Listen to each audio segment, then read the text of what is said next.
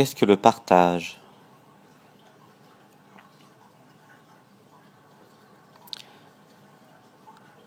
Nous, les êtres humains, nous sommes tous avec notre lampe torche en train d'éclairer notre environnement, notre univers, les personnes autour de nous.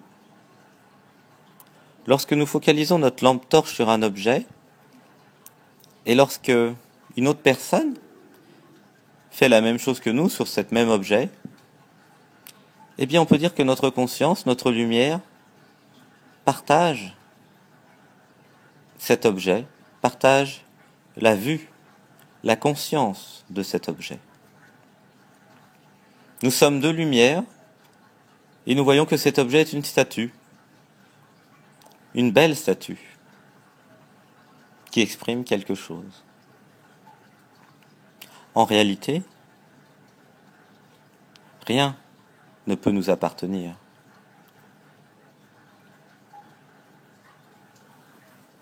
Seul l'ego a l'impression que quelque chose lui appartient. Vous ne me croyez pas?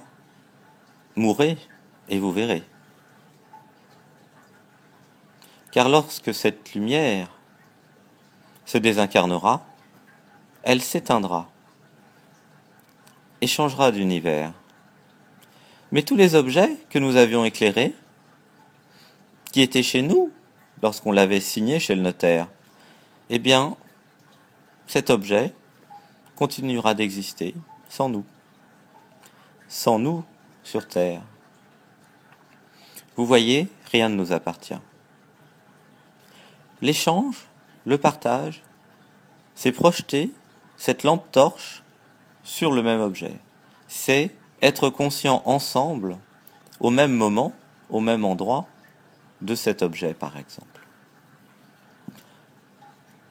Si nous sommes deux à trouver cet objet beau, alors nous partagerons notre amour, notre lumière, notre connaissance de cet objet.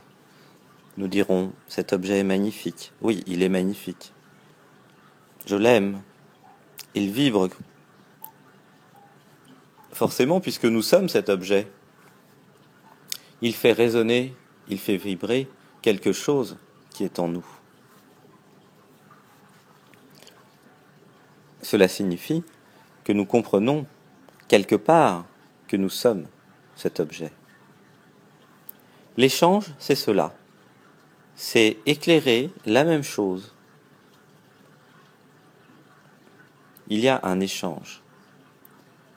Nous sommes deux à projeter une lumière sur cet objet. Nous avons compris quelque chose ensemble. Quand ta vérité devient ma vérité, alors nous sommes. When your truth becomes my truth, then one we are. La vérité, pour un individu, peut être partagée. Qu'est-ce que fait un éclaireur? Un éclaireur a une lampe torche très puissante et il éclaire les choses. Il vous dit, regardez là, cette idée, ce concept, cet objet. Je l'éclaire, je la partage, regardez comme elle est belle. Est-ce que vous la voyez en vous? C'est exactement ce qui est fait par ces messages vocaux.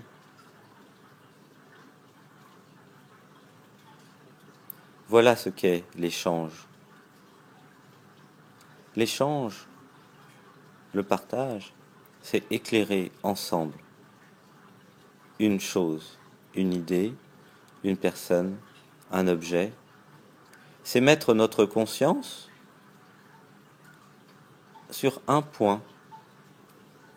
Mais que se passera-t-il après, lorsque nous ne serons plus ensemble?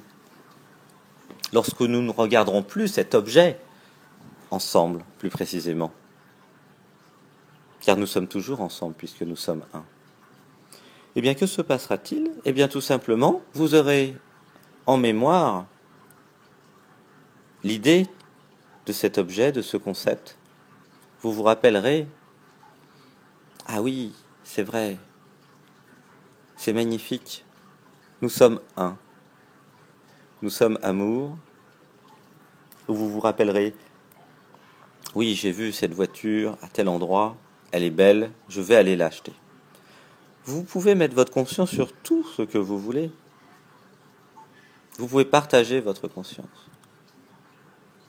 La magie de la vie, c'est que vous pouvez projeter votre conscience dans des endroits de l'univers qui n'existent pas, qui n'ont pas encore été découverts. Vous pouvez être pionnier.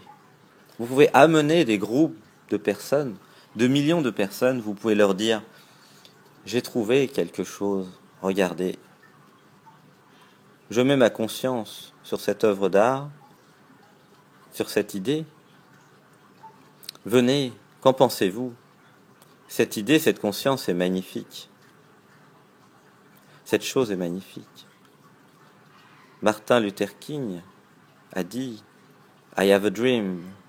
J'ai un rêve. Il a projeté sa conscience sur cette idée, ce concept.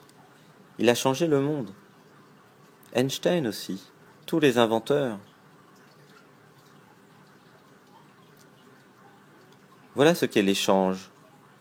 L'échange, c'est quand votre lumière, votre lampe torche, a éclairé quelque chose. Partagez ce que vous avez éclairé, ce dont vous avez pris conscience. Partagez. Partagez pour faire grandir la lumière d'une idée, la lumière d'un concept. Car plus nous serons de conscience sur une idée, sur un concept, plus cette idée s'éclairera, éclairera, illuminera le monde. Regardez l'action de Jésus, de Bouddha. Ils sont toujours là, toujours illuminés par les consciences. Combien de personnes, maintenant, prient et pensent à Jésus, pensent à Dieu, pensent à Bouddha ?